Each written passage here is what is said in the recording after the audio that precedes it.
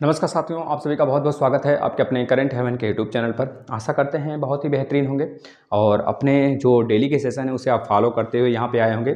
जिन बच्चों को बिल्कुल भी मैथ में दिक्कत है तो वह बेसिक क्लास में चले जाएंगे और वहाँ से वह एक्वायर्ड कर लेंगे उसे और देख लेंगे पूरी की पूरी चीज़ें। वहाँ से आप देख सकते हैं, एक एक चीज़ पर आप गहनता से ध्यान कर सकते हैं। तो मैं यह एक सीरीज जो नया रूप से चला रखा हूँ, इसमें से डायरेक्ट क्वेश्चन आपके सामने आने वाले हैं। कल हम लोग एक समरूपता और जो सर्वांग समता है उसके बारे में डिस्कस किया था। आज हम लोग उसी चीज़ को आगे बढ़ाते हुए दो प्रश्न विशाल रूप से, मतलब कि अच्छे प्रश्न जो अपने आप में हैं और बड़े रूप में हैं। अगर आया यहाँ से प्रश्न तो अगर बहुत बहुत हार्ड आया तो इससे ज़्यादा हार्ड नहीं आएंगे आपके एग्जाम तक, ठीक है ना। तो इसको मैं देखता हूँ, दो ही प्रश्न है लेकिन दो से काफ़ी ज़्यादा आप सीखने वाले हो, ठीक है। पहला प्रश्न, ABC एक त्रिभुज है। आपको देखने को मिल रहा होगा, नहीं मिल रहा होगा तो आप थोड़े से धुंधला अगर दिख रहा होगा तो आप क्यों यूट्यूब पर ऑप्शन दिया गया है 480 और 720 पे आप देख सकते हो, ठीक है ना।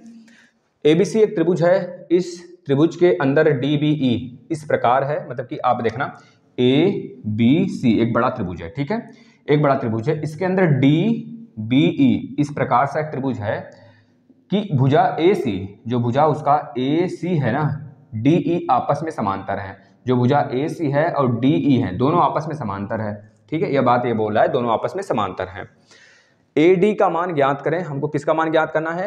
AD, ये छोटे वाले का मान ज्ञात करना है। यह बोल रहा है छोटे वाले का मान ज्ञात करिए, जबकि DB की माप कितना है? 6.2 सेंटीमीटर है और DE की माप 6.5 है और AC की माप 8.5 है।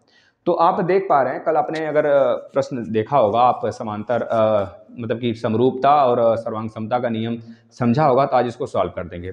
दो त्रिभुज हैं, एक है ABC, दोनों के दोनों क्या हैं? यहाँ पे बोला हुआ है कि दोनों एक दूसरे के अंदर हैं, यानी कि दोनों के एंगल जो हैं, देख रहे हैं, यह वाला एंगल दोनों में कॉमन है। बड़ा वाला त्रिभुज लेंगे तो भी कॉमन दिखेगा और एक छोटा वाला त्रिभुज देखेंगे तो यह वाला त्रिभुज में एंगल कॉमन दिखेगा। और ये दोनों समांतर हैं, समांतर है तो यानी कि यह वाला एंगल भी कॉमन हुआ। किसी भी दो त्रिभुज में अगर दो दो एंगल दोनों के बराबर हो जाते हैं तो तीसरा अपने आप बराबर होता है। ये आपने सुना होगा, बिल्कुल। तो वही तो है हमारा समरूपता। समरूपता में हम लोग आ गए।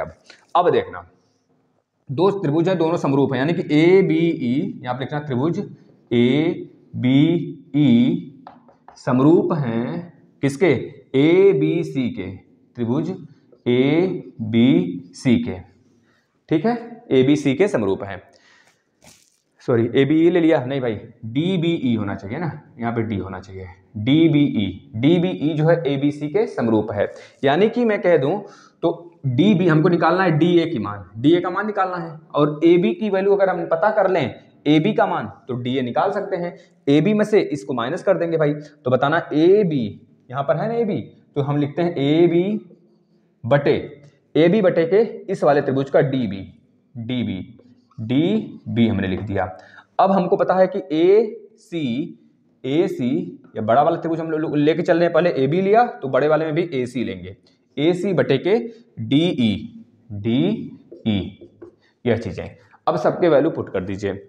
AB का मान हमें नहीं पता है तो लिख देना AB, ऐसे ही लिख देना। DB का मान हमें पता है 6.5, तो 6.5 लिख देना और AC का मान आपको पता है 8.5, तो 8.5 लिख देना। DE का मान आपको पता है 6.5, तो 6.5 लिख देना, इतना। अब देखो 6.5 6.5 दोनों के नीचे हैं तो काट सकते हो आप, बचेगा AB का वैल्यू, तो AB का मान कितना आ जाएगा? 8.5, यानी कि जो AB है ना, यहां से लेकर यहां तक का मान तो अभी कितना होगा? 8.5 होगा। कितना होगा? 8.5 होगा।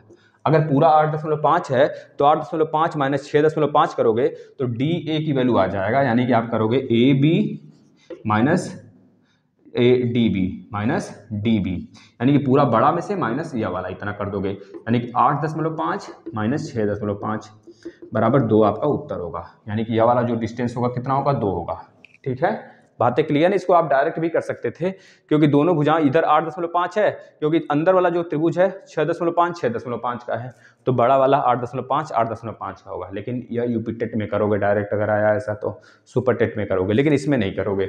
इसमें आपको ऐसे ही निकालना होगा, 2 आपका राइट उत्तर होगा, ठीक है ना। अब इस वाले पे आ जाते हैं।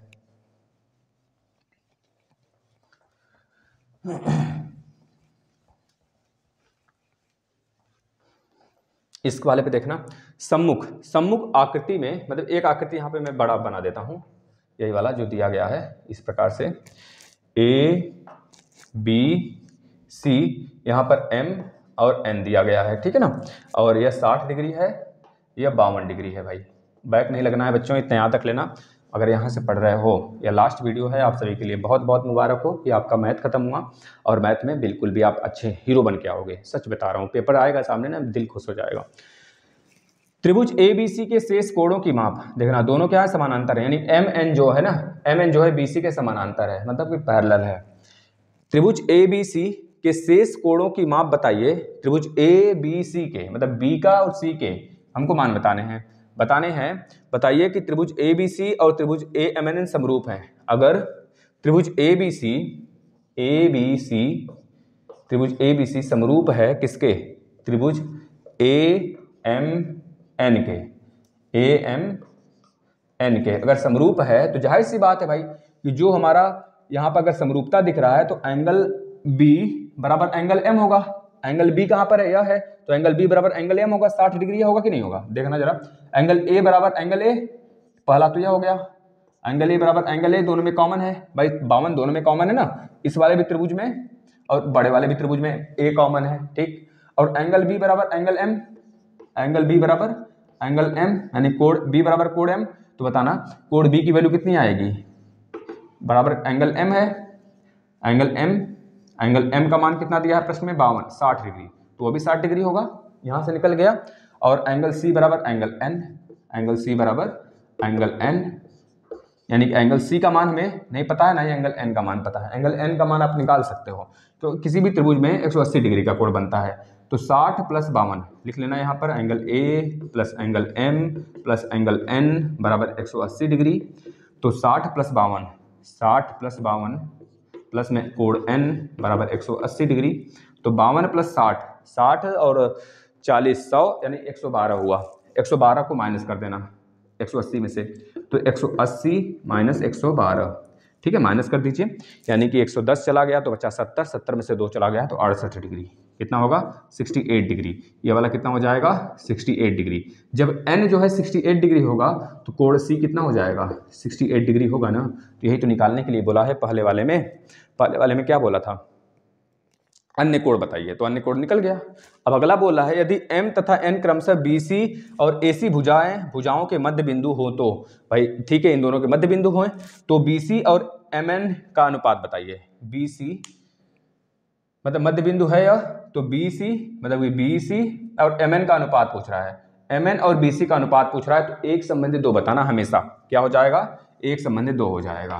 क्या हो जाएगा अनुपात, एक संबंधी 2 हो जाएगा, यानी कि MN और BC का अनुपात कितना आ जाएगा, एक संबंधी 2 में आ जाएगा। इस बात को याद रख लेना आप, ठीक है ना, डायरेक्ट यह थ्योरम है हमारा। बस यही प्रश्न थे। अगर इतने हार्ड प्रश्न को, मतलब आपके सिलेबस में इतने हार्ड, ये वाला सबसे हार्ड था, अगर ये वाला प्रश्न कर लिया आपने तो कल वाला जो हमने कराया था उसको आप जरूर कर लिए होंगे। आशा करते हैं इस पूरे मैथ के सीरीज को, जो बेसिक क्लासेस आए प्लस इधर वाला जो सीरीज 8-9 वीडियो आया, अगर इन सब को देख कर जाते हैं, जो बच्चा केवल इस 8-9 सीरीज को देख कर जाएगा वो भी पास हो जाएगा, कम से कम 20 के आसपास, यानी कि 15 प्लस तो नंबर लेकर ही आएगा, ठीक है ना। आपका बहुत बहुत धन्यवाद और आप सभी को ऑल द बेस्ट आपके एग्ज़ाम के लिए। आज 17 है और 19 यानी कि 2 दिन बाद आपके एग्ज़ाम स्टार्ट होंगे। कल हो सकता है या फिर आज शाम तक हो सकता है मैं एक वीडियो और बनाऊं आपके एग्ज़ाम को थोड़ा सा डेडिकेट कर कि आप सबको किस प्रकार से तैयारी और ज़बरदस्त करनी चाहिए इन 2 दिनों में, ठीक है ना। धन्यवाद।